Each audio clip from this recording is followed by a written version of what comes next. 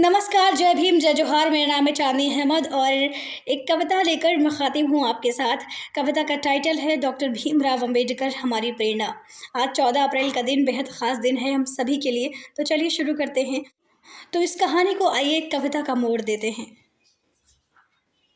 तो ये कहानी शुरू होती है एक ऐसे शख्स से जिसे अछूत समझकर कक्षा के बाहर बैठाया गया, जिसे पानी पीने तक को तरसाया गया, जातिवाद के नाम पर जिसकी प्रतिभा को ठुकराया गया, पर वो रुका नहीं, वो हटा नहीं, डटा रहा। वो अकेला समानता की बात कर रहा था, वो अकेला स्वतंत्रता को आवाज़ दे रहा था, वो चुनौती दे रहा था, मानो उस मुहावरे को जिसमें कहा गया था वन मैन नॉट आर्मी।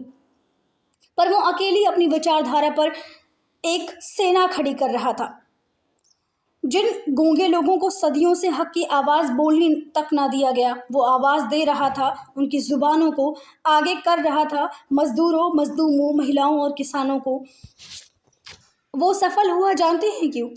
वो सफल हुआ जानते हैं क्यों? अनुमान लगाइए। खैर छोड़िए, मैं बताती हूँ। शिक्षा की शक्ति जानते हैं आप? ये डिग्री वाली शिक्षा मात्र नहीं, खैर डिग्री में तो उसकी कोई मिसाल नहीं, गलत सही की पहचान वाली शिक्षा थी उसकी। किसी चीज़ की अति होने पर आवाज़ उठाने वाली शिक्षा थी। एक साधारण सा लड़का कलम किताब के दम पर पूरे देश के हाथों में कलम पकड़ने का अधिकार दिला जाता है। एक साधारण सा लड़का कलम किताब के दम पर पूरे देश के हाथों में कलम पकड़ने का अधिकार दिला जाता है, जिसे कभी दूर रखा गया था समाज से। वो पूरे समाज देश को संचालित करने के लिए संविधान बना जाता है। वो जब कलम पकड़ता है तो लिख डालता है द प्रॉब्लम ऑफ रूपी।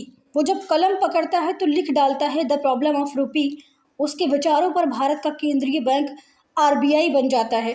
वो जब बोलता है तो पूरा लंदन ऑफ इकोनॉमिक्स उसे सुनता ही जाता है। वो अकेला चलकर भीमराव से बाबा साहब डॉक्टर BR अम्बेडकर बन जाता है, जिसे कभी विधि शास्त्रों ने छूने लायक ना समझा था, जिसे कभी भारत के धार्मिक विधि शास्त्रों ने छूने लायक ना समझा था।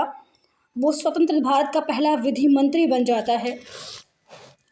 तो जीवन के पथ पर शिक्षा का हथियार लेकर चलते हैं अम्बेडकर। फिर कितनी भी हो बाधाएं, हर बाधा को लांघ कर जातिवाद का नाश कर मानवता की आड़ पर अड़ते हैं अम्बेडकर। जातिवाद का नाश कर मानवता की आड़ पर अड़ते हैं अम्बेडकर।